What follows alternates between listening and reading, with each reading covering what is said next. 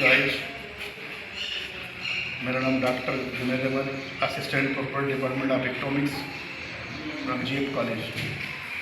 आज का टॉपिक जो है कुल उपयोगिता और सीमांत उपयोगिता का तुलनात्मक अध्ययन। कुल उपयोगिता और सीमांत उपयोगिता के तुलनात्मक संबंधों को समझने की कोशिश करेंगे। सबसे पहले मुझे ये मालूम होना चाहिए कि उपयोगिता क्या है, यूटिलिटी क्या है, तुष्टि गुण क्या है। तुष्टि गुण हमें किन किन चीज़ों से प्राप्त होता है, किन किन चीज़ों से नहीं मिलता है। तो सबसे पहले हम उपयोगिता को जानने की कोशिश करें। अगर जानने की कोशिश करें किसी पदार्थ के उपभोग से मिलने वाली संतुष्टि जो है वो तुष्टि गुण कहलाता है, यानी कि उपयोगिता कहलाती है, यूटिलिटी कहलाती है। जब हम किसी पदार्थ का उपभोग करते हैं यानी कंज्यूम करते हैं, चाहे वो हार्मफुल चीज़ हो या फिर फायदेमंद चीज़, तो हमें उसमें उपयोगिता मिलती है। जैसे किसी वस्तु का मैंने उपभोग किया, जिससे पानी की अगर बात की जाए, अगर वाटर की बात की जाए, मैं प्यासा हूँ, तो जाहिर सी बात है पानी जो है हमारे लिए ज़्यादा उपयोगिता रखता है, ना कि खाना, ना कि भोजन। किसी व्यक्ति को बहुत ज़्यादा प्यास लगी, बहुत ज़्यादा प्यासा है, थर्स्टी है, और उसको पानी ना दे के खाना दिया जाए तो उसकी उपयोगिता उसमें नहीं होगी। मतलब उसकी उपयोगिता पानी में ही है। जितनी अधिक उसको प्यास लगी उतनी अधिक उसमें उपयोगिता होगी। उपयोगिता नेगेटिव भी हो सकती है और पॉजिटिव भी हो सकती है। अगर देखा जाए नेगेटिव मतलब कोई अगर शराब पीने वाला व्यक्ति है, अगर वो शराब पीता है तो उसके जाहिर सी बात है उसके लिए शराब भी उपयोगिता है, लेकिन एक नॉर्मल व्यक्ति के लिए जो वो चीज़ नहीं पीता है उसके लिए उसमें उपयोगिता नहीं होगी। उपयोगिता अगर देखा जाए मनोवैज्ञानिक धारणा है, उसको महसूस किया जा सकता है, फील किया जा सकता है कि नेगेटिव भी हो सकता है, पॉजिटिव भी हो सकता है, और ये सापेक्षिक रिलेटिव होती है, व्यक्ति की मनोदशा के ऊपर डिपेंड करती है किस तरीके का व्यक्ति है।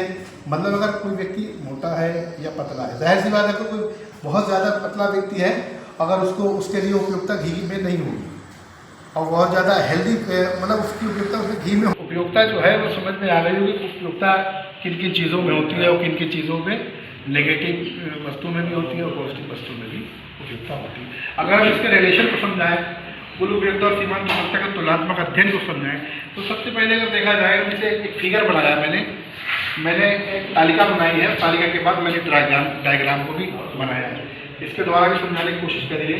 जैसे इकाइयाँ, सबसे पहले मैंने इकाइयाँ लिख ली हैं। पहली इकाई का जब कोई व्यक्ति उपभोग करेगा तो उसे सीमांत तुष्टि गुण अधिकतम मिलेगा। जाहिर सी बात है कुछ पहली इकाई का जब कंजप्शन करता है तो उसे उपयोगिता सबसे ज़्यादा सीमांत तुष्टि गुण उसमें प्राप्त होता है, और जैसे जैसे और दूसरी इकाई का कंजप्शन जब करेगा तो उसकी सीमांत उपयोगिता घटती जाएगी, और तीसरी इकाई का जब उपभोग करेगा तो उसकी सीमांत उपयोगिता दूसरी इकाई के अकॉर्डिंग कम हो जाएगी।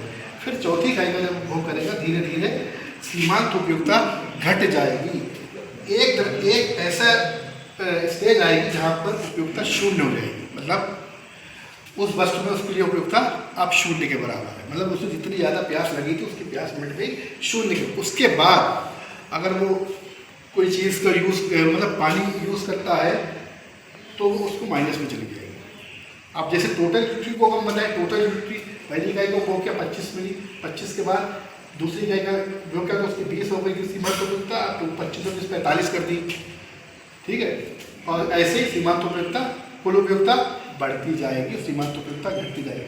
अब हम डायग्राम के द्वारा अगर समझाएं, डायग्राम हम नीचे इसको क्या करेंगे, रोटी की इकाइयाँ लिख लेंगे, ऊपर मार्जिनल यूटिलिटी और टोटल यूटिलिटी को भी दिखाएंगे एक डायग्राम के द्वारा। जैसे मैंने तालिका में बताया था 0 से लेकर 80 तक हम पहले ये इधर खींच लेंगे, बना लेंगे ना, गिनती।